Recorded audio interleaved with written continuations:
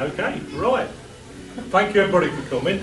What I'm trying to do today is do 40 years of D&D in whatever time I've got to do it.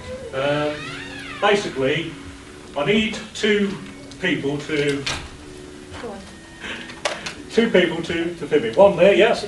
Yeah, one there, right. If you want to sit, I'm already here. Go sit around there. Yeah. No Polish demolition experts. He was Irish. He was Irish. Not with your accent, he wasn't. Right, what I want you to do is old school D&D. I don't know, have you ever played Dungeons and Dragons before, or? A little. A little, right, so that's okay. Basically, roll your thing, I'll carry on whilst you're doing that, and I'll come back to you in a minute. Right then, originally, in 1971, Gary Gygax and Jeff Perrin created Chain Mail, and that was a medieval war game. Then they decided that it was good enough to form TSR, so which is 1973 they formed TSR, which is Tactical Studied Rules.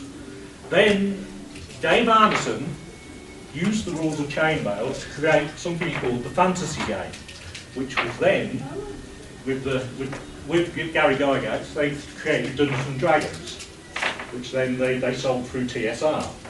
The original one was a wooden box. It comes similar to like this, with 3 pamphlets.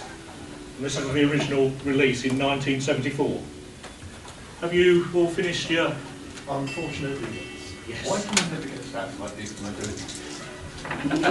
I'm playing to 4. Right. Oh, charisma, dump stat. Right, what have we got? What have we got? What's your best one? Oh, dexterity 17. Dexterity. Oh, well. I am the thief.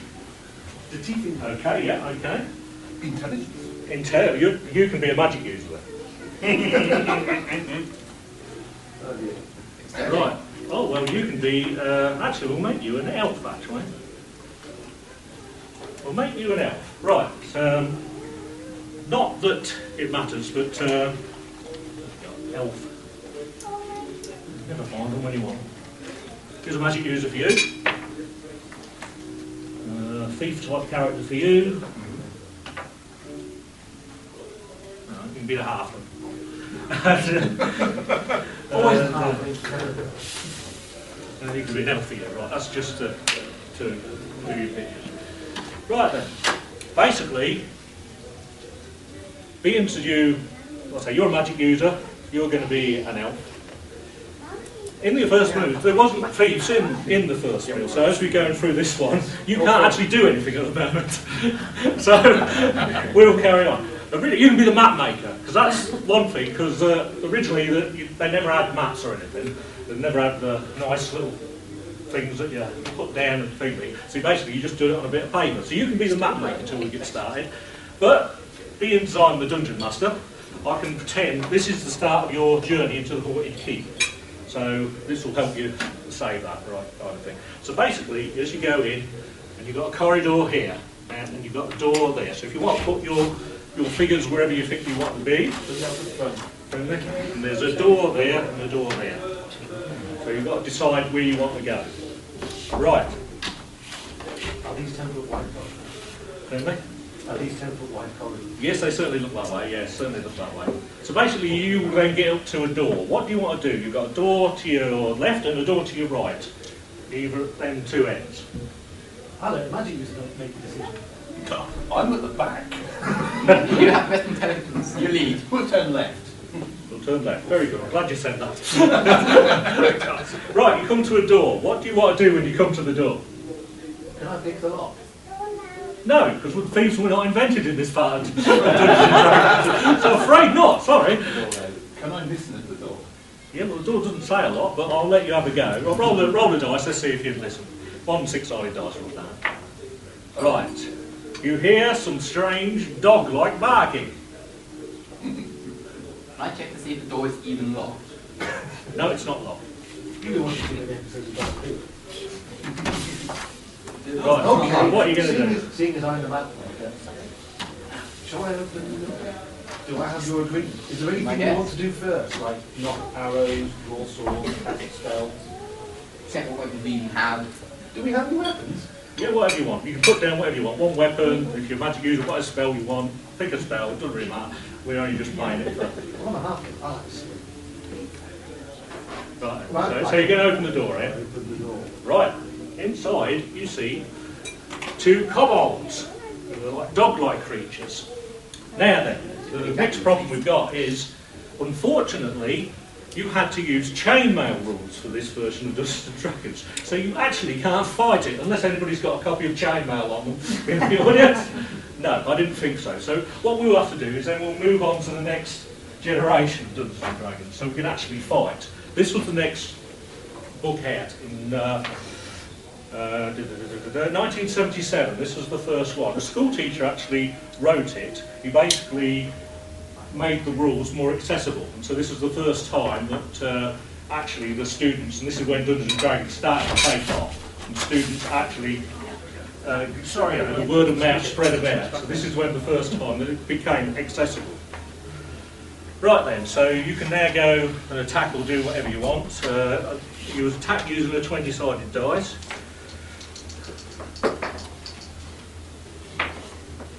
Okay. You can all have a go if you want. We're going to let him do it all. Okay, yeah, that is a good question. Because as you as a magic user, you only had one spell. And so in the beginning of Dungeons and Dragons, magic users were useless, really. So he's best sitting at the back. Don't say a word. And so basically, you basically slaughtered them quite a way, which is a big difference when we get onto the 4th edition, where you'll find as we get onto there. Right, so you've slaughtered them. We've got another corridor that goes down here, plus another door there. Treasure. Raid the bodies. Okay, not a lot, because they got dogmen, so. Moving on. Right, so you've got another door down there. Are you going to listen to the door again? Not that it talks much, but... Seeing as we're on Blue Book rules now, yes, I'll have a go listening for sounds. Listening for sounds, yes, you have a go. Roll the, I think it's a 6-sided dice, if I remember rightly, with the these one. 3. Yeah, okay, I'll give you that, means you're a halfling. Right, you hear a strange purring noise. Like a large, contented... Well, yeah, you wouldn't say like a cat, but it's something that's purring. Using my infinite knowledge of Dungeons and Dragons, displays of these. What are we going to do? Actually, I'm inclusive, please. Check the door's unlocked. Yeah, is the door unlocked? It is unlocked, you can't go in. I suppose we better go in. Okay, It'd be a pretty short adventure if we didn't. inside you see a layer of straw with something curled in the middle, and you see a gnome in chains. Now then, we're moving up to, this is the most probably well-known advanced, this is the 1st edition, probably the official 1st edition, Advanced Dungeons and Dragons by Gary Gygax. But in a way, they introduced Advanced Dungeons and Dragons so Gary Gygax could write Dave Arneson, who helped create Dungeons and Dragons originally, out of the picture. And so, he tried to sue them, but being as they called it Advanced Dungeons and Dragons, he couldn't get a penny, and which was a sad thing. But there was a skipping further into the future, when they went up to 3rd edition and recalled it Dungeons and Dragons, the Wizards of the Coast got in touch with him, and being as they was calling it Dungeons and Dragons, they paid him a big payoff. So yeah, in the end, he had a good story out of it. So we're now moving on we're in like the 1st edition. And you've gone into a room, you see a gnome in chains, and you see a bundle of straw with a strange purring noise. I defer to my tall, intelligent friend. The gnome starts to wake up. He's been sleeping whilst you've entered the room. He starts to wake up. He's all in chains. Ask him what's in the straw. I was going to go over to him so we could ask him quietly without shouting into the room. Okay. Free me, please, free me! I've got to get Cuthbert out. I've got to get Cuthbert out. Ready my bow. You're ready and waiting.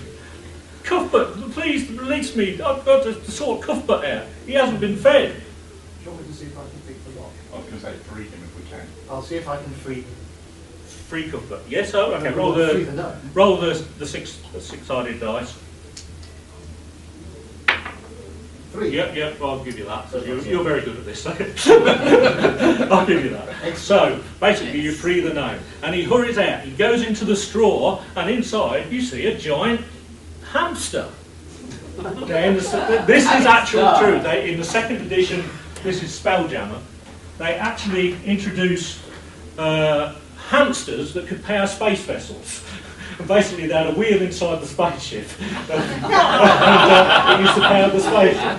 I'm not making this up, this is actually in the game.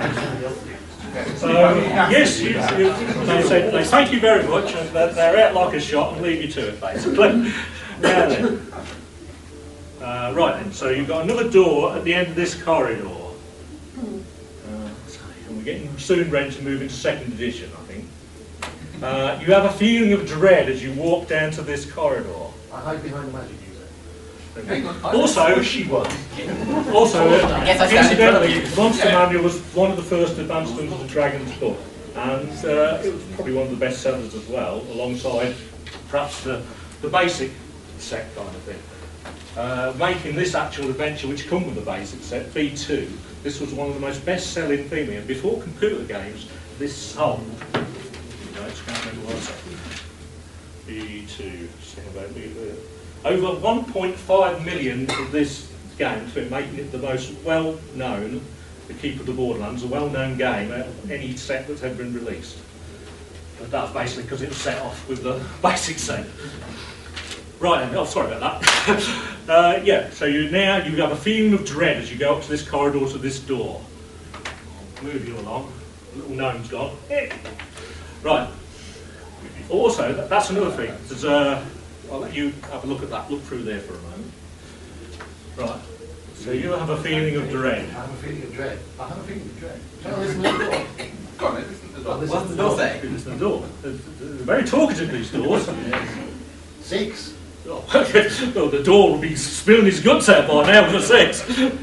So, okay, you have a feeling of dread. You just feel so scared that if something awful is inside this next room. Something that you can't comprehend. Really, it's really scary. Well, I say we go home and go to the pub. I'm already there. Oh, all right, you've got the bow ready, elf. I've still been ready for like 5 minutes. Good. I'll open. And again, okay, open the door. Well, we're going to move into second edition, which causes me a bit of a problem, because the monster I was going to face was Orcus. And as I say, with the Monster Manual, players were now starting to get ahead of the Dungeon Masters, because they could then look up the weaknesses of any monster, and so they could have their thing. And so that was something. But as we're moving into the second edition, I see I've got even a throne for the Prince of Darkness here, ready for him. But as we're moving into second edition, they pulled up demons and anything to do with devil worshipping and thingy. Because basically in 1979, James Dallas Egbert disappeared in the sewers, playing Dungeons and Dragons apparently. But it was all a hoax apparently, and he turned up quite well. They even made a movie with Tom Hanks starring in it called Tunnels and Trolls. If I remember right. It was Mazes. Oh, Mazes and Minotaurs, that's it, you're right. Yeah. And again, that went against them, but it started an unrest in the 80s about Dungeons and Dragons. But the saddest thing in 1982 was a boy called Irving Pulley. He committed suicide after he was playing Dungeons and Dragons. Somebody put a curse spell on him, and for whatever reason, he committed suicide. His mother knew that he was obsessed with Dungeons and Dragons, and she started investigating. And she created a group called BAD, Bothered About Dungeons and Dragons, and that caused a lot of the problems because obviously with America with the Bible Belt, they was losing a hell of a lot of sales because of this fear of devil worshipping and thingy, and it was all blown out of proportion. Obviously, because it's like everything. In the 1950s, Elvis was bad, and right through thingy, the younger generation, the 60s, and miniskirts. But then that was a good thing. But never mind. Going off track there. So that means that obviously I can't use this demon because it weren't allowed in second edition. So you've got out of that one, all right. Hey, I'm getting my credit. Thank you very much. Right, so now we're moving along. He's buying. I've lost my plot now. Right, who we got? We have a door. Right, okay. Yeah, we'll get rid of that. We're going to move into the second edition. Right. Yeah, we've got a door just there, if I remember rightly. Push the heart through the door.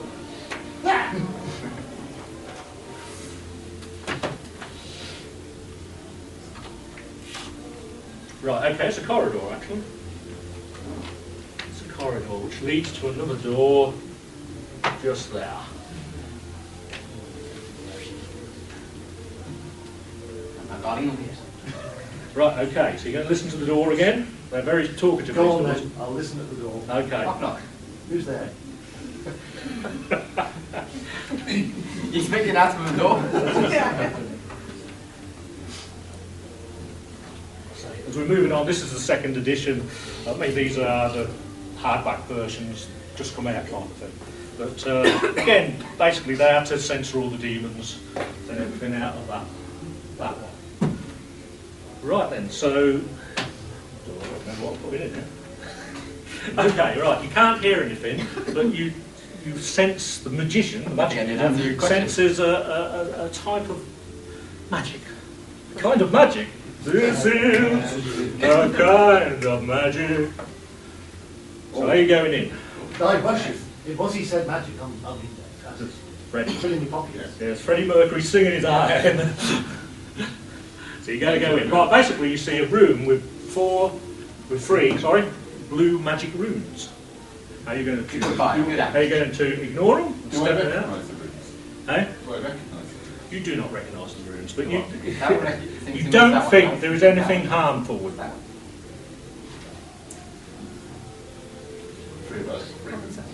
Oh, how convenient. Do you think we're meant to stand inside the room? Stand on the ring. Is that order? No, Who's going? It's the magic who's being teased. This is on No, it. I'm going to stand on one of the rings. Right, you get a nice gay feeling come out. The gay in the sense of happy and happiness. Well, basically, if you'd been wounded, this is like pools of healing. So basically, they would heal you. So they are good. Yeah, you all feel well refreshed. Oh, in that case, I'm gonna, being an avaricious, greedy thief, I'm gonna stand in one of the other rooms. Okay, yeah, you feel very gay and happy as well. So, are you going to be gay and happy and join your friends? But you are an elf. It's all a vicious rumour. Just the way he walks. Right. Now then. Not the way he walks. Yeah. Now then, during this time, the main setting of choice was Gary Gygax's Greyhawk world, so a lot of the adventures were set in this world. But times were changing, and like Gary Gygax got rid of Dave Anderson, his time was numbered at TSR. And basically they shoved him off to Hollywood, where he helped create the Dungeons and Dragons animated series. And it pulled him away from making decisions in the business. But the two people who was left running the business got in financial trouble, and so they sold out to another a woman who basically took all the shares, so she was the major shareholder. And basically she pushed Gary Gygax out of the thing, and it made him unattainable. But this was before computer games. This was the most popular, perhaps, period of Dungeons and Dragons. There was box sets for everything. As I showed you Spelljammer. You got box sets with priest cards in. You got Ravenloft, which is a gothic horror one. It was the box set bonanza. And again, they was putting a lot of stuff in, and they weren't making a lot of profit, even though they were selling the numbers of it. And again, this was before computers. So this was like the height of popularity with role-playing games, before everybody got, well, basically there's only Space Invaders at this time. So, right then, we will then find out that TSR would start to get into trouble, and they went bankrupt. But luckily, Wizards of the Coast bought the rights of it, because they were successful with Magic card game, and they come across and took over the whole business. And all the staff that was on at TSR was allowed to carry on working with them as long as they was prepared to move to Florida or wherever it was. So then we're now getting ready for the stage for the third edition of Dungeons and Dragons. Now then, everything changed with third edition. Whereas before you had the old armour cast going up, but now everything was reversed with this one. And this was a more technical Creating characters was more, you need to be good at your sums, and again, and maths. And I don't mind this Pygmy, but I think a lot of them, this is really the start of edition wars, really, where the people from the second edition didn't like the third, and this is really where edition wars really started. But what they had a master plan was, which they thought was madness at the time, is they created the open license. And the open license meant that anybody could use the rules of Dungeons and Dragons to make a game. And what they thought was madness was a genius, because they had products coming out of their ears and they didn't have to spend any money on it. Plus, it worked in their favour, and still is today. The only downside to it is with Pathfinder, which comes into the story later, use that, which really damaged Dungeons and Dragons in the future. Right, back to the game. Sorry about that. Had a gay time? Yes. Brilliant gay time. Okay, you've got another door here. Do you want to listen to it? These talkative doors. I traipse dreamily over the door. You cannot hear anything this time. It's like every time. I just think they're waiting for us. Is there anybody there? You cannot see any. You cannot hear anything. Not a thing. Say it because you need to plan now. Terrible problems to start it. Let's open the door then. Okay, right, inside you see 4 statues with mirrors. Basically they've got 4 statues and they've got big mirrors on the side, big mirrors. So you can gaze at your reflections if you want, depending on how gay and happy you are at this point of time. The mirror's space. Sorry? The mirror's space.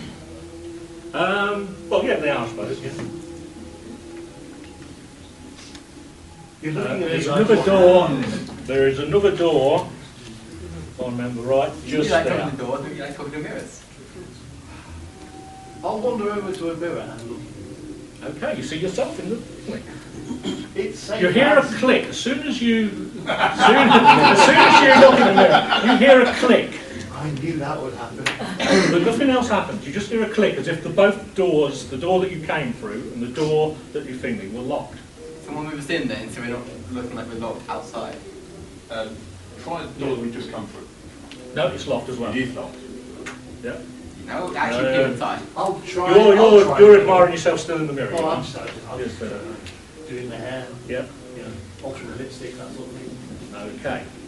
Right, whatever you do, you cannot open these doors. You can batter them, you do it. There's something magical about these mirrors that when you started looking into it.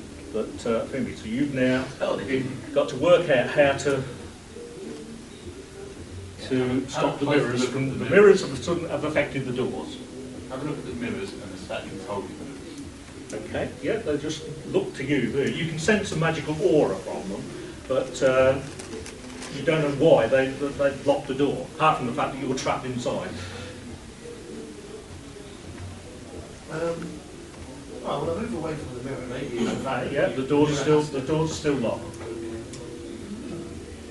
can the mirrors be taken out of the statue's hands? Yes, you can do that. Turn the mirrors round so they're looking at statues. Okay, it doesn't Very make a easy, difference. yeah. The doors are still locked. What? No jokes. Yes, I know what you mean. I'm breaking it. Right, I'll let you, whilst you're carrying on, whilst you're ruminating about this, we'll go on about the 3rd edition. The 3rd edition, I say, the 3rd edition then didn't have the problem with demons like everything else. I mean, we've got a book here with warning for adults only, and I said that basically demons were back in with a force from the 3rd edition. The Book of Vile Darkness, where you could play, basically you played nasty characters basically with this. Also, I think there's a pornographic version, but I forgot a hold of that one.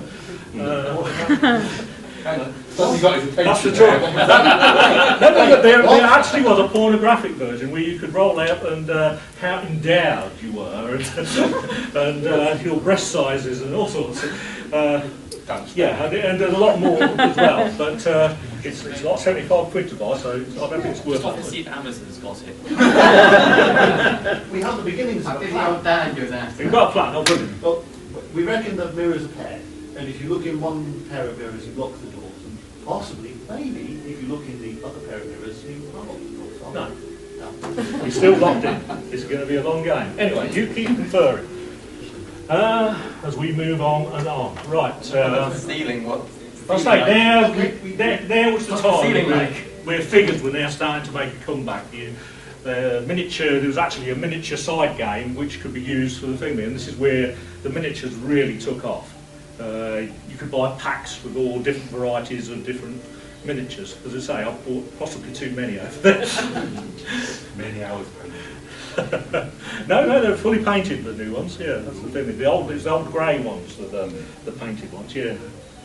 We swapped some of the mirrors over so that we've got looking at two different kinds of mirrors. No? No? Point all the mirrors into the centre of the room and all stand in the centre of the room. Sorry? What's the ceiling like?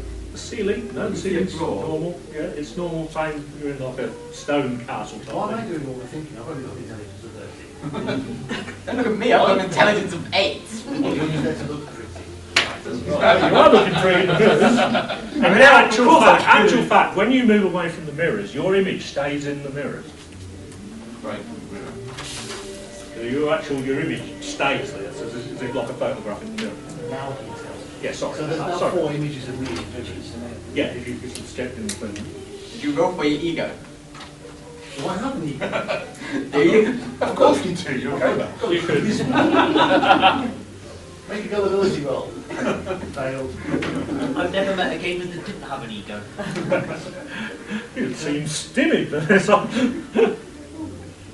Okay, well, assuming that the fact that my image is now in the mirror is a bad thing, maybe we should go with your idea, but I'm not doing it.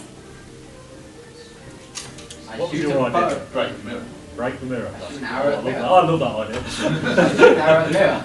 Right then, 7 okay. years is nothing for You now. break the mirror, but he takes whatever damage you do to the mirror, you take that in damage. But the doors do click open. So you've taken damage. So you've taken damage. For like me shooting a mirror. I'm going Go back into the room where I felt gay and happy. Yeah, that's good. That's good. Before that one, okay. Yeah, so okay, you're back to normal then. Right, we'll carry on. The doors are now unlocked, basically. You've got another door there as well. So you're going along this corridor. Right.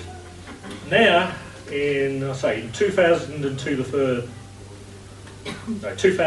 edition come out, up to 2008, they decided to do a 4th edition. Now, a lot of people had problems with the 4th edition of Dungeons and Dragons.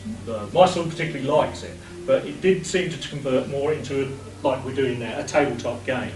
And I say my son loves that, but we found with fighting it seemed to take ages, whereas before you used to roll the dice and kill a goblin, you're away kind of thing. It used to take like half hour to fight somebody, and to me, it seemed to slow the game down.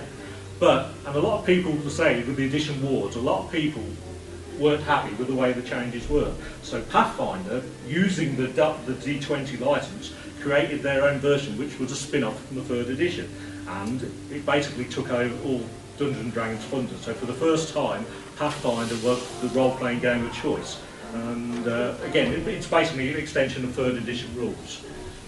But the 4th edition was, it's not my particular favourite. But again, my son thinks it's fantastic. So basically, right, we're back to the adventure. I've forgot where you are. Yeah, so we got another door there and another door at the end. I've got to go and play cards. Don't be quicker then. Don't get some... Well, you try. worry, he's just hanging. Just fiddle yourself in the mirror and hit, then you go. You're dead then, you can go. Yeah, all right then. I'll look in all the other 3 mirrors. Do you work? You smash it. You can go now, you're dead. Bye. Bye. Bye. That's the great thing about Dungeons and Dragons.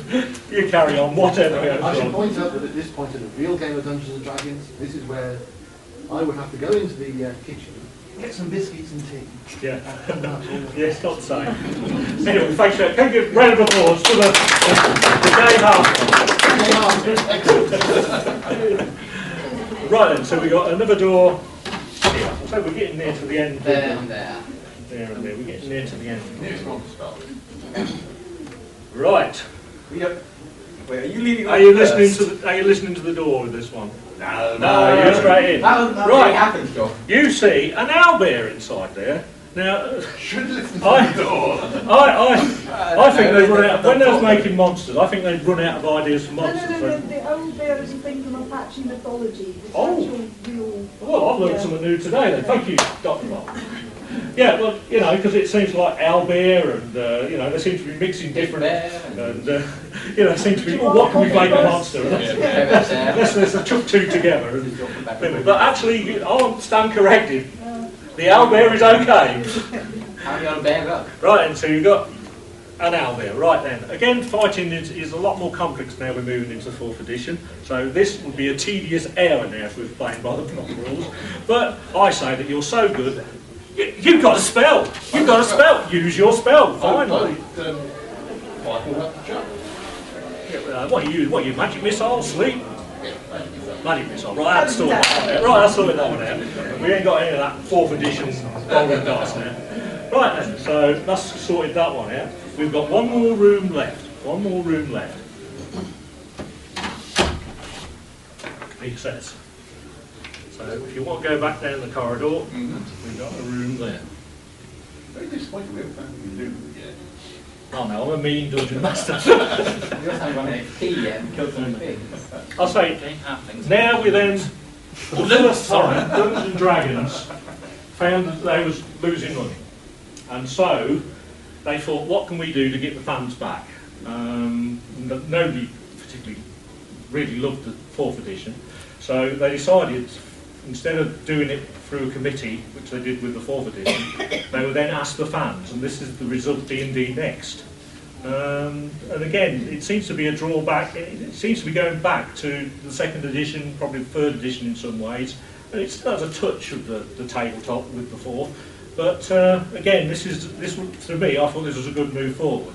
And I'll say these are adventures that they use to test drive it, you know, to see how it's going. And then, which this year they have then moved on to the new. What's impressed you as it's still shrink wrapped? Hey? Well, yeah. I had only just got them the other week. I say these are the latest edition Player's Handbook, and I think the Dungeon Master's Guide's out this next week or so, I think. No, they put I it say back. these are the new editions, and it does seem a drawback to the olden days with a bit of a modern sheen to it. But I'm quite impressed. I've had one game with my son, and I'm quite impressed with the new edition.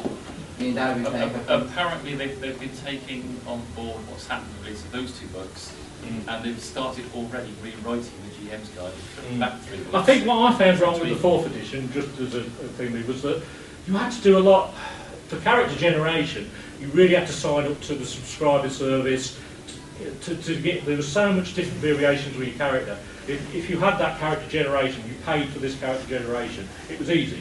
But if you actually had to go through all the rule books, and again with 4th edition, they basically revised it with essentials books, and so again, even if you had the original books they released, it weren't the complete rules, which you know, they seemed to have no confidence in it because it wasn't selling very well. Whereas this 5th edition, they seem to be going with it, in my opinion. Anyway, last room. Sorry about that, gang. We're now in 5th edition. Right then, you. That's next. Sorry, Are we now in D&D next? we are now into the 5th edition now. Oh, he's very skilled. We're getting near the end of it, actually. Don't worry, you need fall. You can wake up now. We're nearly finished. Don't worry. I'm surprised. I expected 2 people to turn up, so I'm actually quite.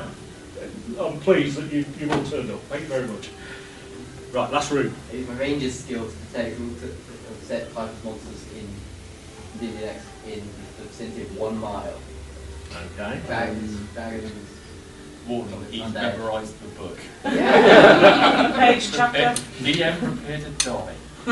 Oh, another thing which has always been is that in the 3rd edition there was the grapple rule, which is always a bone of contention because nobody really understood what that actually means in the 3rd edition. Oh, great tackle! I meant to mention that actually, I'll just forward that aside. Anyway, right, you've gone inside the room. It looks like an empty room from first room, but there is a door in the corner. What are you going to do? See if it's... Well, we're not going to listen to it because that's the job of the person who died. He's gone off on his gay frolics, I'm afraid. We're going to see if we can go in. Is that unlocked? Check the door. Okay, it seems unlocked. I love it when the GM says, it seems. Yeah, I'm not. Everything appears to be fine. It appears to be a friendly environment. For now. It's who's opening the door I'm worried about. Yeah. Oh well, look, he's all right. I've The got one a who short- opens the door, it's all Got a short right. stack I'm going to slowly push it open with. Right. Oh, actually, are you doing that? Slowly. Yeah, so you're not actually near the doorway. That's brilliant. How long's the Oh, short stack? I love people who think this through. Brilliant. Right then, well, you both fall down a pit as you open the door with the finger. If you had just opened it normally, it would be just him. So you both fell down a pit. I'm afraid you've been gobbled up. Oh. With the good old Yellowaroos. Oh, hold on, that's a good thing. There you go, there's a pit. And I'm afraid you didn't survive. I'm terribly sorry. Can I have a big round of applause for these two? A round of applause for yourself for having to listen to it. Thank you very much. That's it. Well, we've got at least a good 20 minutes, so if people are going to look at your stuff, presumably you Yeah, sort of explain go it. yourself, yeah. One question. Yeah. I remember when I got my copy of the Monster Manual, my friend had a copy already, and his had Cthulhu mythos monsters in it, but mine didn't. Yes, Yeah, there were deities and demigods, if I remember. Yes, rightly. yeah. First edition, second edition. Yeah. Yeah, I had the same thing. I haven't got it in mind. In the original edition, they had the Cthulhu thing, but again, I So think you it was could kill legal Cthulhu action. and get Yeah, XP. it was legal action from what I can make out. So this is the. So it says first edition in it, but it's not because it's not got it in. Yeah. So, but this is actually one of the first books I ever bought. Actually. How does it remember original D&D? I was a fool really, because all my friends bought the Dungeon Master's Guide and the Player's Handbook, and I bought this, and you can't actually play it with it. That's as much as I know. I seem to recall first edition D&D, you could be a player character as a dragon, provided you started the game as a baby. Yeah, I think you're right there. I think. I know there's definitely you can do stuff like that in Pathfinder. You can be a Minotaur, but you start off like... My personal Year 8, favourite module is the Tomb of Horrors.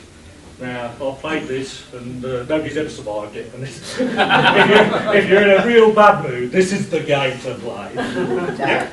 What's your favourite? What was your favourite setting? Traveller. Sorry? Yeah. What was your favourite? Yeah. What was your favourite setting? Favourite setting? Yeah. Or which setting do you play most I often? tend to go Greyhawk because that was the one I started Oh, right, playing with. yeah. So yeah, I'd go for Greyhawk myself, and that was like that's the one that's the one where it basically helped me read. And again, odd times I'm not a teacher, but I've gone in and helped at different schools, and basically if I get a chance, I'll go and put a role-playing game through me. And I have noticed, especially with autistic children, they are some of the best players, and they find it hard to mix in normal lessons. So I had one lad who was doing his lessons, and if you went up, because I was like an assistant teacher and you had to help, I used to go, "Get away!" and he used to go. I said, "Well, okay, I'm just asking." But I thought, well, no, I was quite scared, and I thought, what should I do? Because it's obviously upsetting him going up and doing that to him. But I thought, no, I've got to treat him the same as all the others. And it did work in my favour doing that kind of thing. Yeah. And then when we actually did Dungeons and Dragons, that was the first time he actually joined in with all the others. And he played he really played well, kind of thing, really impressed me. But you know, so some way role-playing games can be quite useful as tools, and especially with people with behavioural problems like that. But that was something he could attach to, and you know, I mean, he was a whiz. Basically, he could roll the dice. He could get the character straight up. I mean, all the others I was guiding to do it, but he just knew straight off, you know. And you know, it's surprising. Yeah. Well, I must admit, I've learnt a lot using Dungeons and Dragons over the years, kind of thing. Probably too much to my school teachers.